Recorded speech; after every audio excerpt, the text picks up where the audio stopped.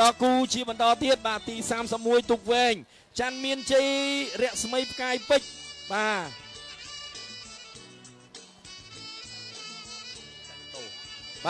ខ្សែទឹកខាងក្នុងមកពីច្បារអំពៅបាធាយកំពង់ចាមចំណែកឯខ្សែទឹកខាងក្រៅកំពូលអតរាជត្រៃភពហនុមានសែនជ័យបាទគឺមកពីសំរោងណែព្រែកភ្នៅរាជធានីភ្នំពេញបាទប៉ះគ្នាម្ដងមើលយ៉ាងម៉េចដែរបាទអ្នកកំពង់ចាមនៅខាងនេះបាធាយច្បារអំពៅបាទបងប្អូនច្បារអំពៅណាក្បែរភ្នំដាល់ភ្នំធំជើងឆ្នុកហ្នឹងបាទរបស់ហ្នឹងបាទចលាហ្នឹងឯងក្បែរហ្នឹងបាទចលាហ្នឹងបាទពីខ្នល់កែងទៅបាទ40គីឡូបាទ40គីឡូពីស្ពានជួយច្បារទៅបាទអូបាទឥឡូវយើងបន្តទស្សនាប្រហាក់ប្រហែលគ្នាល្អណាស់បាទឯកសន្តានមើល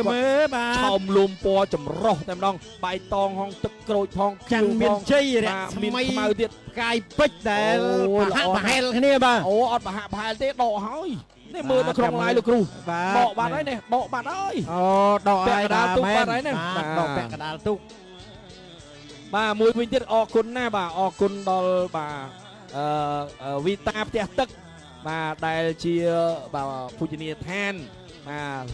មានការស្ទូចត្រីកំសាន្តនឹងបានផ្ដល់ទីតាំងសម្រាប់ក្រុមការងារឡាយយើងដាក់កាមេរ៉ានៅនោះបាទឡាយពីលើនឹងមកចាំបានយើងបានរូបភាពស្អាតខ្សែទឹកខាងក្នុងនៅពេលនេះបានដកគូប្រកួតហើយ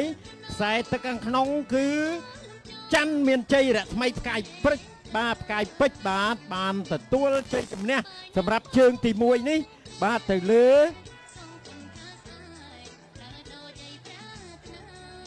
បាទទៅលើកំពូលអធិរាជត្រៃភពហនុមានសែនជ័យបាទសម្រាប់ជើងទី1